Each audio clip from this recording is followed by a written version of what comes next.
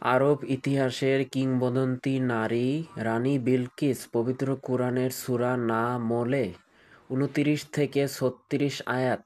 রানী বিলকিসের ঘটনা বর্ণনা করা হয়েছে। কুরআনের বর্ণনা থেকে তার মেধা, বিচক্ষণতা, ক্ষমতার প্রতাপ সম্পর্কে ধারণা করা যায়। আল কুরআনের বর্ণিত নারীদের মধ্যে রানী বিলকিসই সবচেয়ে পরাক্রমশালী।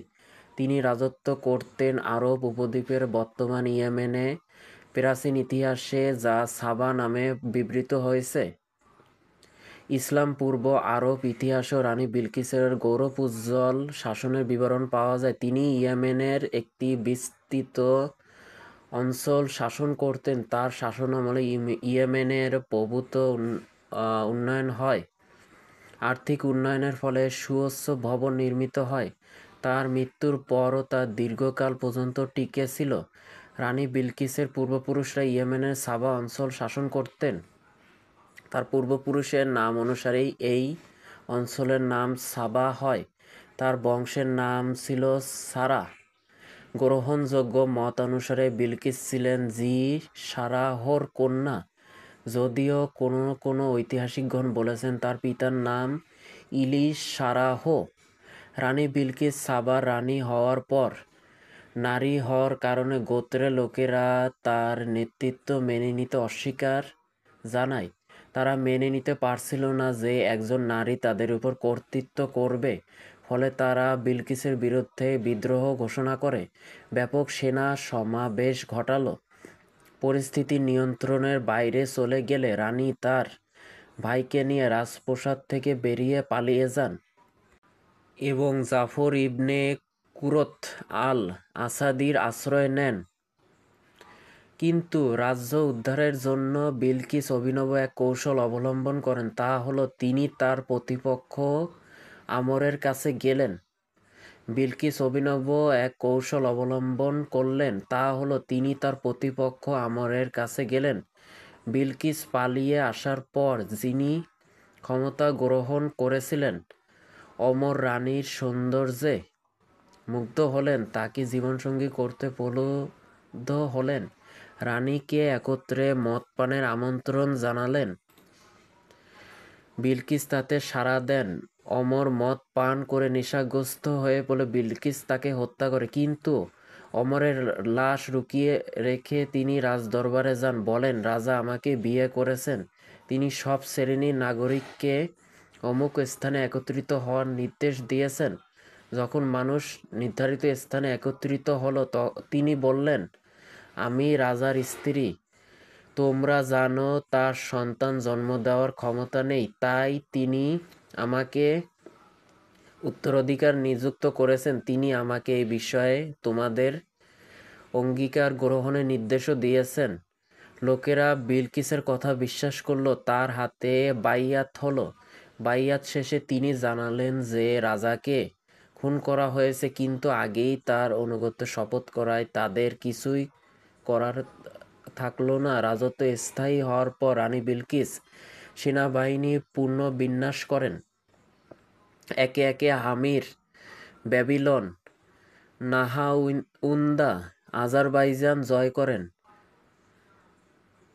মারাবোবাদের পুনর্নির্মাণকে রানী বিলকিসের অন্যতম সাফল্য মনে করা হয়। দীর্ঘ সময় অতিক্রান্ত হওয়ায় যা ব্যাপকভাবে ক্ষতিগ্রস্ত হয়েছিল। কুরআনে বর্ণিত রাজপ্রাসাদে রানী বিলকিসের অমর কীর্তি। হযরত সুলাইমান আলাইহিসসালামের যার বিবরণ শুনে মুগ্ধ হন। রানী বিলকিসের ছিল একাধিক পুরুষ ও নারী দেহরক্ষী। এছাড়া তার কন্যাদের নিজের কাছে রেখে লেখাপড়া ও শিষ্টাচার শেখাতেন। এছাড়া তার কাছে হামিরের ৩৬০ জন সম্মানিত নারী অবস্থান করতেন। যখন তারা একটু বড় হয়ে উঠল তখন তাদের সামনে পুরুষের গল্প করা হতো। গল্পের সময় যে মেয়ে মাথা নিচু করে ফেলত এবং তার চেহারার রং পরিবর্তন হয়ে যেত তাকে নিজ পরিবারে পাঠিয়ে দিতেন। সম্ভ্রান্ত পুরুষের সঙ্গে তার বিয়ের ব্যবস্থা করতেন বিলকিস। বিলকিস নিজেও ছিলেন অপূর্ব সুন্দরী, কিন্তু কোনো পুরুষ তাকে মোহিত করতে পারেনি। অবশেষে হযরত সুলাইমান আলাইহিসসালাম তার সঙ্গে বিবাহ বন্ধনে আবদ্ধ হয়। আল্লাহ হজরত সুলাইমান আলাইহি আসসালামকে বিরল ক্ষমতার অধিকারী করেছেন। পশু পাখি জিন থেকে শুরু করে প্রবাহিত বাতাস পর্যন্ত তার অনুগত ছিল। তার বাহিনীর অসংখ্য জিন পশু পাখি সংযুক্ত ছিল তার বাহিনীতে। একদিন একদিন হজরত সুলাইমান আলাইহি আসসালাম তার অনুগত গোয়েন্দা পাখি হুদহুদকে অনুপস্থিত দেখলেন। এতে রাগান্বিত হলেন এবং বললেন, যথাযথ কারণ দর্শাতে না পারলে হুদহুদকে কঠোর শাস্তির মুখোমুখি হতে হবে। কিছুক্ষণ পর হুদহুদ ফিরে এলো।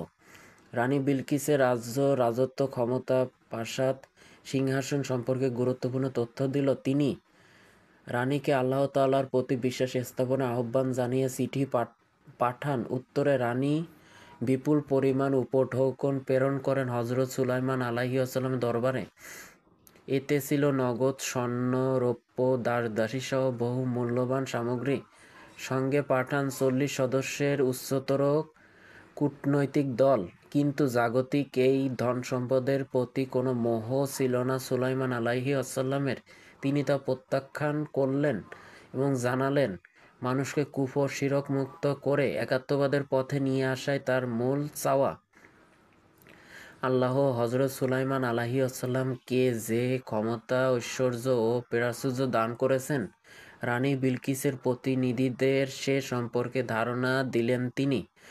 রানী বিলকিস হামিরের নেতাদের যুদ্ধের প্রস্তুতি নেওয়ার নির্দেশ দিলেন। সেনা সমাবেশ ঘটানো হলো এবং যুদ্ধের সর্বাধিক প্রস্তুতি নেওয়া হলো। রানী জাতির উদ্দেশ্যে ভাষণ দেন। তিনি বলেন, যদি হজরত সুলাইমান আলাইহি আসসালাম আর যদি তিনি উপহার প্রত্যাখ্যান করেন, তাহলে তিনি পৃথিবীর অন্যান্য রাজার মতোই একজন রাজা। আমরা তার সঙ্গে যুদ্ধ করব। কোনো শক্তি আমাদের পরাজিত করতে পারবে না। আর তিনি যদি সত্যি নবী হন, কোনো শক্তি আমাদের রক্ষা করতে পারবে না। রানী বিলকিসের প্রতিনিধি দল হজরত সুলাইমান আলাইহিস সালামের দরবার থেকে ফিরে তাকে জানালো, আল্লাহর শপথ, তিনি সাধারণ রাজা নয়। আমরা তার সঙ্গে যুদ্ধ করার শক্তি রাখি না। কোনো দিক বিবেচনায় আমরা তার চেয়ে শ্রেষ্ঠ নই। প্রতিনিধি দলের উত্তর শুনে হজরত সুলাইমান আলাইহিস সালামের সঙ্গে দেখা করার সিদ্ধান্ত নেন রানী বিলকিস। তিনি বার্তা পাঠান, আমি আমার রাজ্যের নেতাদের নিয়ে আপনার কাছে আসছি। আমি আপনার রাজত্ব ও ধর্ম দুটি নিজ চোখে দেখতে চাই। হজরত সুলাইমান আলাইহিস সালামের দরবারে যাওয়ার আগে তিনি সাধারণ মানুষের উদ্দেশ্যে বলেন, হে হামিরবাসী, তোমরা আল্লাহর মনোনীত জাতি। তিনি তোমাদের বহু দিক থেকে শ্রেষ্ঠত্ব দান করেছেন। আল্লাহ তাআলা তার নবী সুলাইমান আলাইহিস সালাম ইবনে দাউদ আলাইহিস সালামের মাধ্যমে তোমাদের পরীক্ষা করেছেন।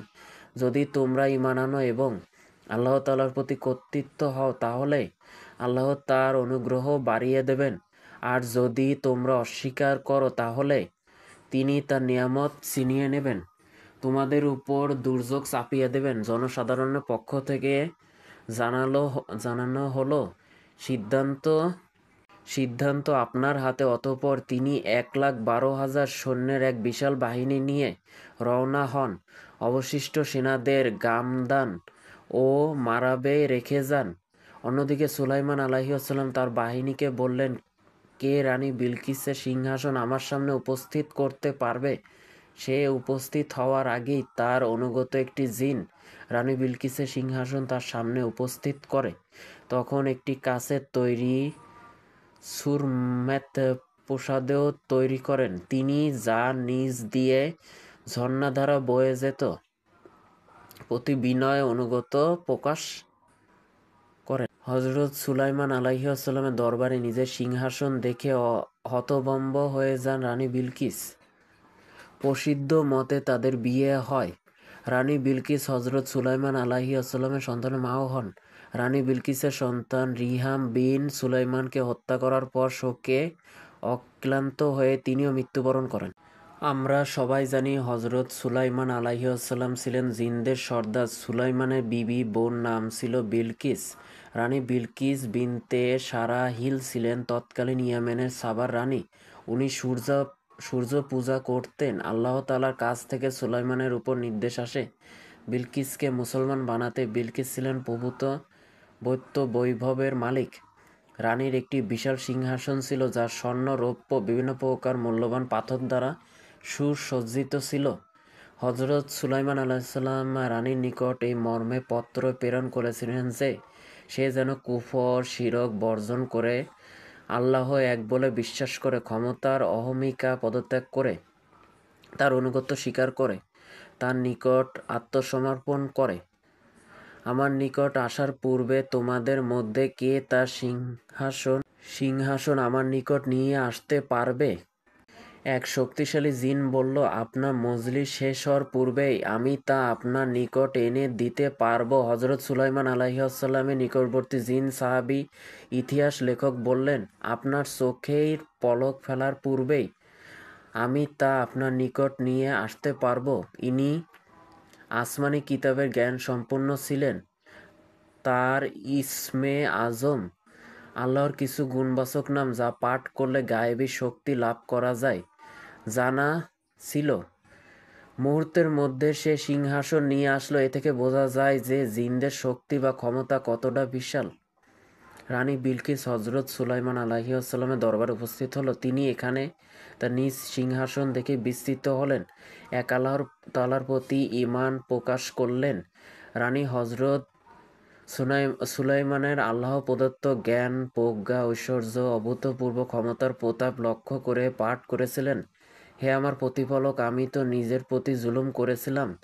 আমি সুলাইমানের সঙ্গে বিশ্বজাহানের প্রতিপালক আল্লাহ তাআলার নিকট আত্মসমর্পণ করছি। তাফসিরে কুরআন থেকে দেখে নিয়েন। আমরা এ ঘটনা এখানে আনার একটাই উদ্দেশ্য, সেটা হলো কে ছিলেন এই বিলকিসের বাবা মা। বিলকিসের মা বাবা যে কোনো একজন ছিলেন জিন। বিলকিসের বাবা জিনদের এক মেয়েকে বিবাহ করেছিল, আর যাকে বিবাহ করেছিল তার নাম হলো রেহানা বিনতে সুকুন। সুকুন ছিলেন একজন পরী, যার গর্ভে বিলকিসের জন্ম হয়। বিলকিসের জন্মগত নাম ছিল বিলকিমাহ। বর্ণিত আছে যে বিলকিসের পায়ের সামনের অংশ ছিল চতুষ্পদ জন্তুর মতন, এমনকি তার পায়ের গোড়ালিতেও লোম ছিল। আর তাই হজরত সুলাইমান আলাইহিসসালাম তাকে বিয়ে করার পর জিন শয়তানদের নির্দেশ দিয়ে বলল, তোমরা তার হাম্মাম ও লোম বিনাশকারী পাউডার বানাও। এ ব্যাপারে আবু হুরায়রা রাদিয়াল্লাহু তাআলা বলেন যে বিলকিসের পিতা মাতার মধ্যে একজন ছিল জিন। হজরত মুজাহিদ রাদিয়াল্লাহু তাআলা বলেন, সাবার এর রানী বিলকিসের মা ছিলেন জিন। জিনেরা বাচ্চা দেয় না, অর্থাৎ বিলকিস পরীর ডিম থেকে জন্ম লাভ করে। এ থেকে এটা স্পষ্ট যে অর্থাৎ জিনেরা সরাসরি বাচ্চা দেয় না, তারা ডিম পারে। আর নারী জিনই শুধু বাচ্চা দেয়। মানুষ মহিলা কখনই জিন পুরুষের সাথে গোপন কার্য সম্পাদন